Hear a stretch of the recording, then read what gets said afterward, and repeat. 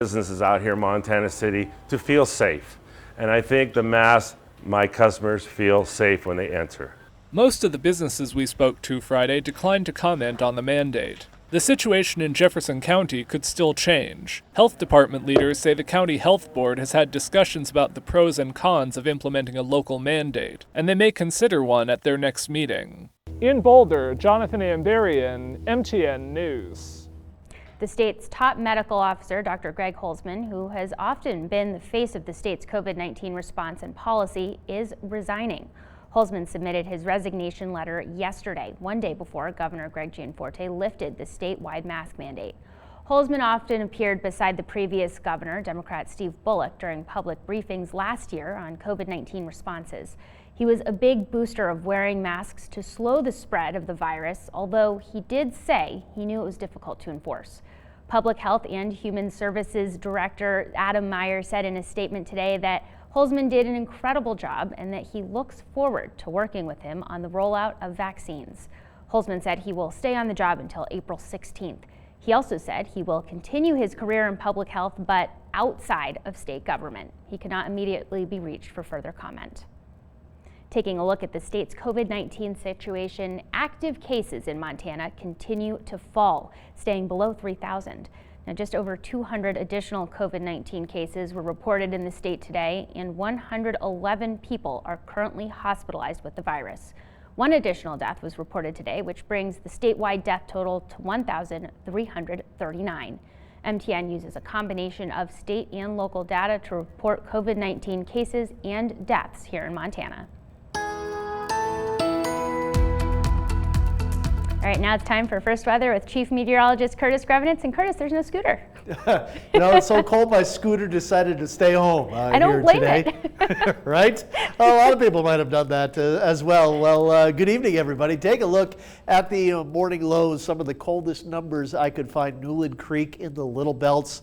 This is without wind. 44 below zero. Marias Pass, 42 below. Shelby, 3 or 4 days this week, at least Shelby has been at 40 degrees below zero. Moore, just southwest of Lewistown, at 40 below. Malmstrom, coldest in the Great Falls area at 33 below. And Helena, out at Rossiter Elementary School, they actually hit 29 degrees below zero. Still looking at a wind chill warning for northern Montana, wind chill advisory for the southern part of the state. This going into the weekend here, and there is a winter weather advisory for the extreme southwest part of the state, really for around Medina Pass if anybody's traveling that way because of some snow.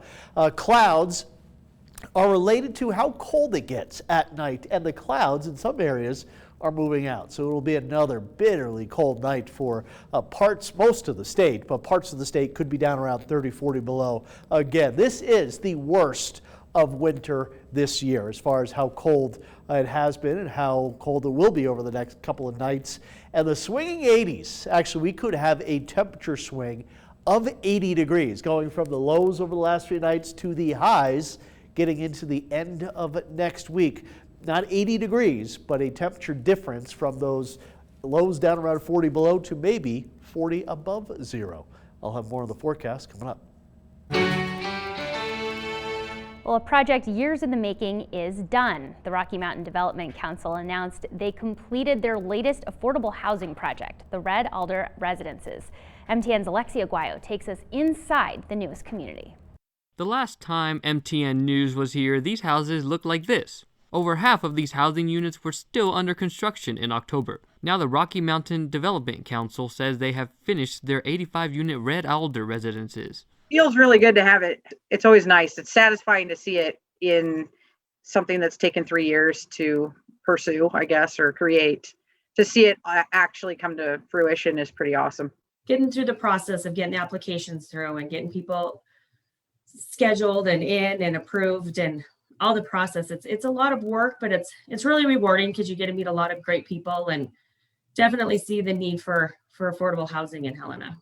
Despite their excitement for completing their biggest affordable housing project yet, Rocky Mountain says they are still receiving more applications than expected. They've identified tenants for each unit with a couple hundred more on their waiting list. At first, we started this project and I was thinking 85 was the biggest one we'd done, and it felt kind of like, oh man, is this going to be too big? And within a week of opening applications, I knew, nope, it's not too big, and holy cow, it might have been too small. Liz says Red Alder has made Rocky Mountain realize the housing need in our community and have already started thinking of their next housing project in the future. In Helena, Alexi Guayo, MTN News. Rocky Mountain Development Council officials hope to have all tenants moved in by the end of March. They just need the snow to melt to put the finishing landscaping touches to the neighborhood. Then it will be 100% complete. And still ahead on the news at 6, we are all hitting a wall when it comes to the pandemic, especially working moms. How working moms are coping after almost a year of juggling it all. Montana's news leader. You're watching MTN News at 6. Welcome back to the news at 6. After a year, everyone is feeling the crushing weight of this pandemic, especially working moms. Juggling a career, remote schooling, and just the day-to-day can be overwhelming. And experts say something has to give. Asher Qureshi has the critical measures moms should take to cope. For work-from-home business owner and mom Rebecca Nguyen, each day is a delicate balancing act. I used to have more of an office area. I worked at a desk that looked out a window, and now I work on our kitchen counter. That's my standing desk. Raise your hand if you'd like to share. The Chicago mother of 2 remote learners, a second grader and fourth grader, and a toddler, admits at times the pressure has been overwhelming. And losing it means screaming pretty loud at my kids, which I always feel bad about, but then it's like, I reached my breaking point that day. Research shows that the increased need for childcare has put a strain on working parents of both genders. But overall, mothers who have always carried a heavier load continue